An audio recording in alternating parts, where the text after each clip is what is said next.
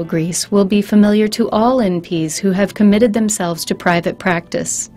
My passion is giving health care. My passion is being able to make someone's life a little easier. People take pride in what they can do, and the people that we see are working, but in many cases they're not either offered health care insurance or it's too cost prohibitive. So we have a huge following of patients that would have no other site if it were not for the nominal prices that we charge. With ownership firmly in the hands of the patients, who are provided with a variety of affordable payment options, the clinic continues to grow, proving that patients value the opportunity to play a part in their own health maintenance and improvement, and that they appreciate the willingness of NPs to invest in the welfare of their neighborhoods. People choose health care on their assessment of effectiveness, convenience, safety, and economy. NPs have long understood this informed consumer approach, and now NPs are playing a major role in treating patients through expanding clinics. These easily accessible clinics located in or near retail stores welcome walk-in patients. At first glance, the bustling chambers and halls of a state legislature may not seem to be the perfect location for an NP practice. But in Austin, Texas, a closer look reveals an underserved population in great need of reliable, accessible health care support. After serving Texas legislators for many years as the resident nurse, Tim Flynn was approached by then Speaker of the House, Pete Laney, about taking on a larger role in the health care of those visiting and working in the Texas Capitol, many of whom are away from their hometown providers for months at a time. Now, in his advanced role with the state's leaders, he works closely with Dr. Eduardo Sanchez, Commissioner of the Texas Department of State Health Services. Tim is someone who embodies the spirit of taking care of the whole person. And I'm reminded how important it is to go beyond just the diagnosis and the assessment and the plan, including a prescription, and understanding where the person's coming from, what might be going on in that person's life, and taking that into account, not only in the moment, but even as it relates to aftercare or follow-up. Tim now enjoys the added responsibilities afforded a nurse practitioner.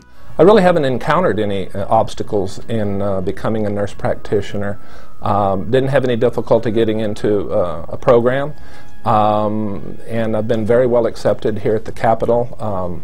Once I could write prescriptions, my practice grew exponentially. I think that's called the power of the pad. So that's been very gratifying because I've been able to serve a lot more people a lot more comprehensively. He also appreciates his unique proximity to legislators.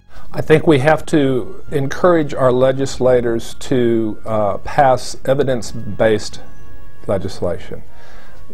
So much of what I see in the Texas Capitol is about turf and about money, and frequently it's not about what's best for our patients. Nurse practitioners are extending themselves today as they did at their inception, reaching out to continually touch the populations needing them most. We've seen a lot of evolution since the inception of the role. It started with a focus in pediatrics and well child care. It has evolved to care of the entire family and into multiple specialty arenas, including women's health, geriatrics, adult health. One of the newer specialties that is emerging is acute care, whereas the original concept was primary care oriented. We're seeing now a surge of individuals who are practicing in acute care settings and doing some very dramatic care that even 10 years ago nurse practitioners were not doing.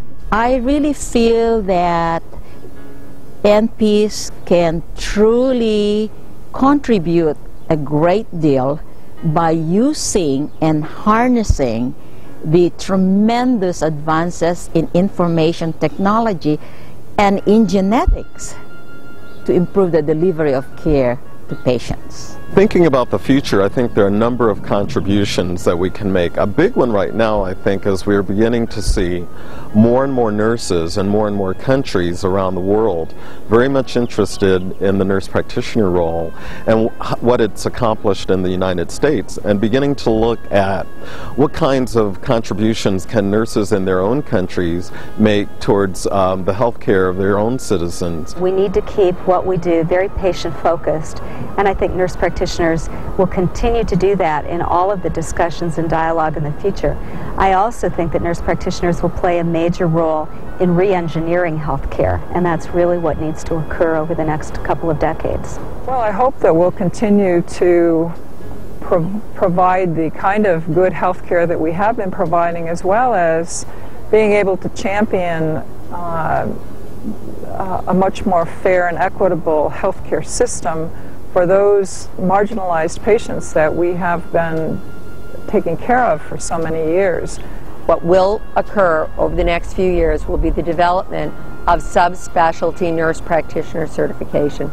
And this will help really cement and credential us in the subspecialty areas. Telemedicine, I believe, has a wonderful potential for NP practice, particularly as we start looking how to bridge more urban and rural gaps.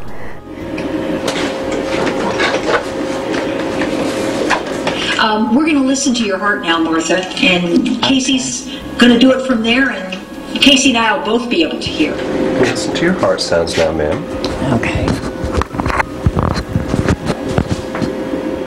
I believe one challenge is for the next generation of pioneers is to keep up with the incredible pace of knowledge explosion and technological explosion that we have.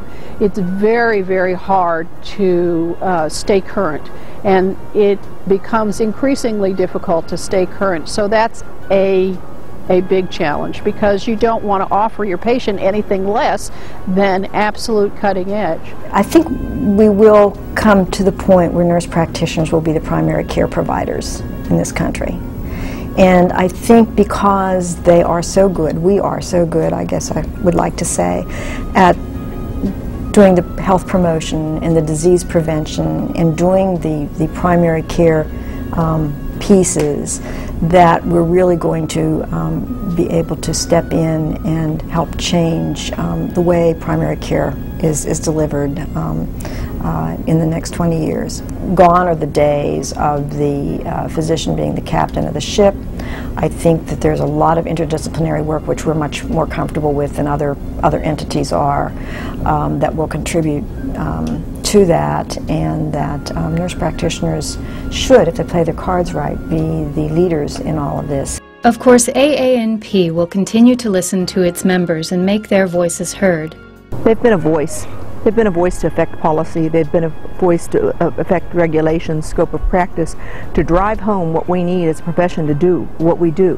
When you don't have public policy to back you up, then you find yourself caught between what you know your patients need and what you know you have to have within your legal scope of practice in order to do it.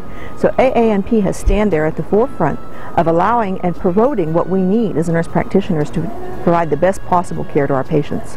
As president of the American Academy of Nurse Practitioners, my main focus this year is to maintain our grassroots approach.